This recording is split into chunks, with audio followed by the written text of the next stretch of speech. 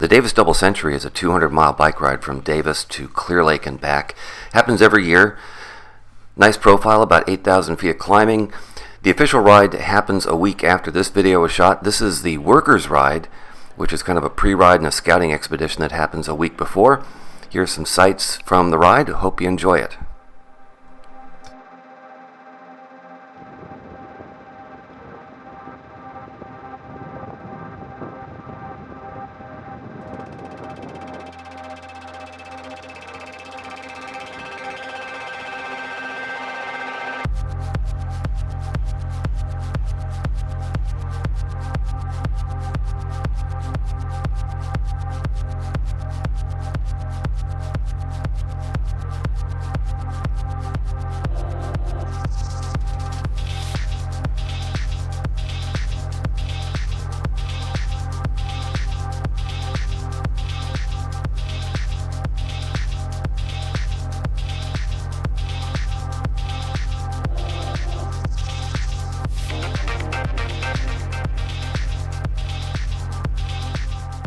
Now the early miles, as you can see here, are pretty flat. It will get hillier later, so the goal for these miles is to really just kind of get some behind you, get as far as you can before it gets warm. Now it did not get hot on the workers' ride, only into the 70s.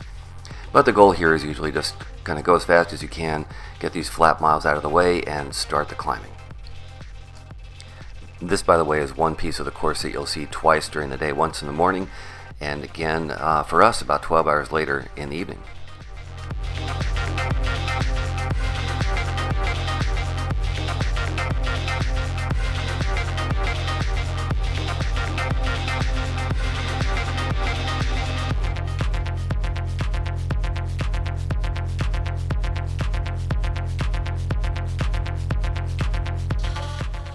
So we've just left Winters and we're starting to ride up the canyon to Monticello Dam, which is where the climbing begins. There's a steep pitch up to the dam itself, then a longer climb up a hill called Cardiac, and then it's a lot of rollers and then a lot of climbing for the rest of the day until about the last 40 miles or so. You'll see.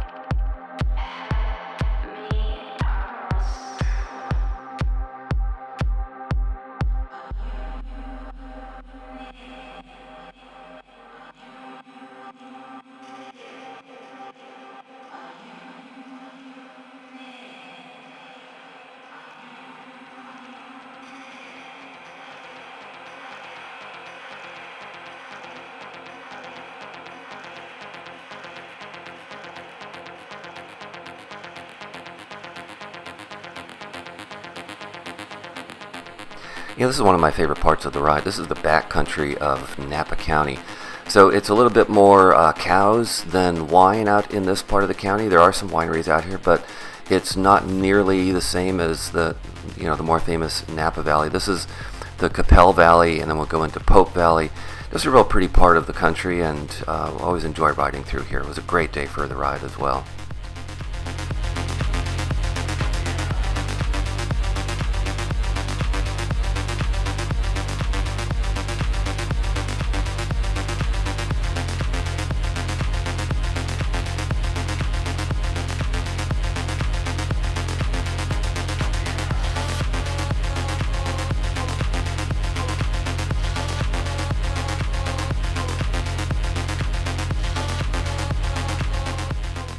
And this is the famous Hubcap Ranch. I took some video of a lot of the frontage so you can see what it's like. Lots and lots of hubcaps out here, and buildings covered with hubcaps farther back. Anyway, just enjoy.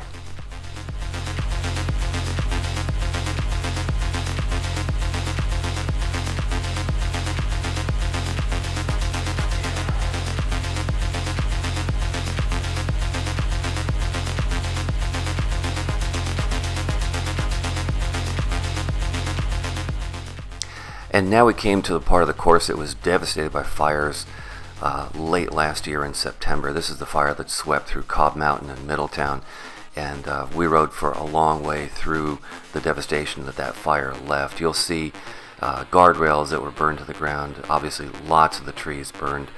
The area is greening up well. There were a lot of rains earlier in this year that have started to bring the vegetation back, but it was definitely sobering to see.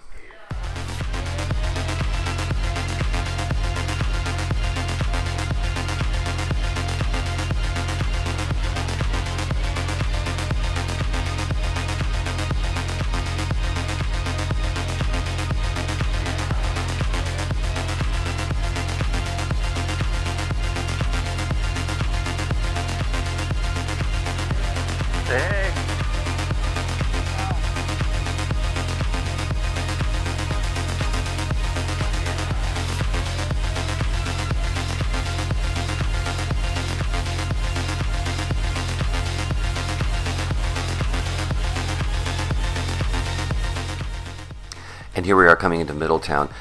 I took a little detour off the course and took a look at the downtown area.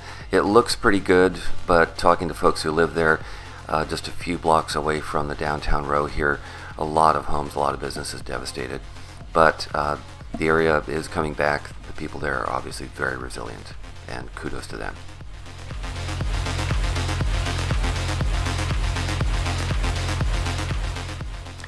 And what you're seeing here is the start of the 4-mile or so unpaved section of Big Canyon.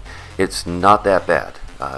If you haven't been out there and you're thinking of doing the ride, don't be afraid. It's actually smoother than the road used to be when it was paved and full of potholes. So we were able to ride at normal speeds. Some washboarding here and there. You had to be a little bit careful, but not bad at all.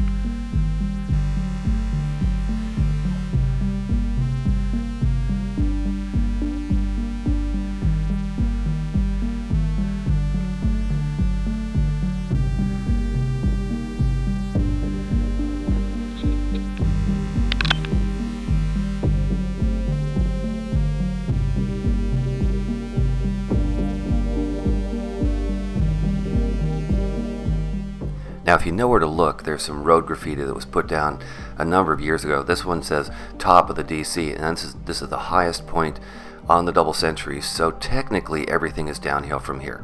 Not quite, but technically, yeah.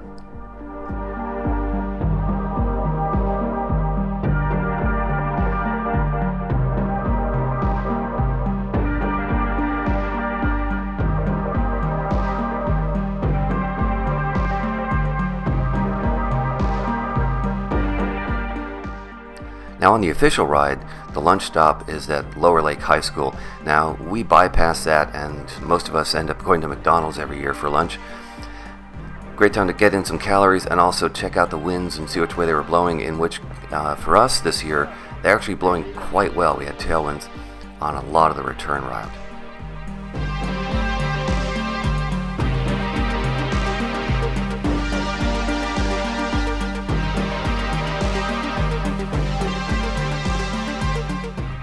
When you see the oasis on the left-hand side, you know you're almost at the Resurrection Rest Stop, which is the top of the last big climb.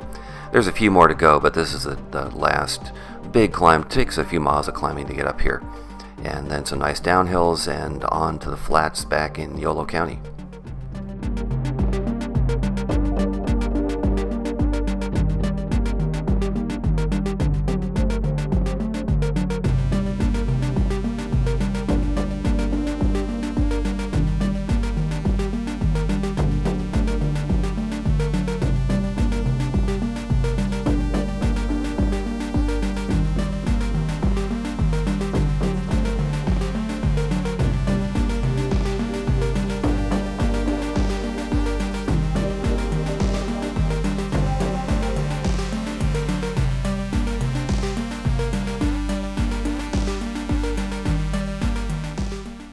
Now, when you get back into Yolo County, you're heading down the Capay Valley, and you'll see us passing through the towns of Rumsey, Ginda, Brooks, and Capay.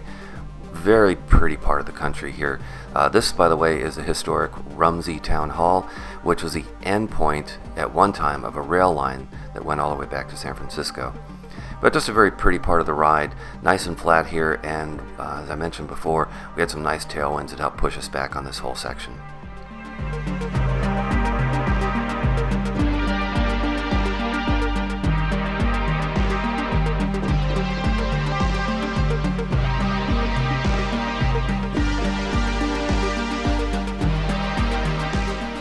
As I mentioned earlier, this is one part of the course that you see twice. This is the former Farnham home, and when you get here, you know it's about 25 miles to the finish.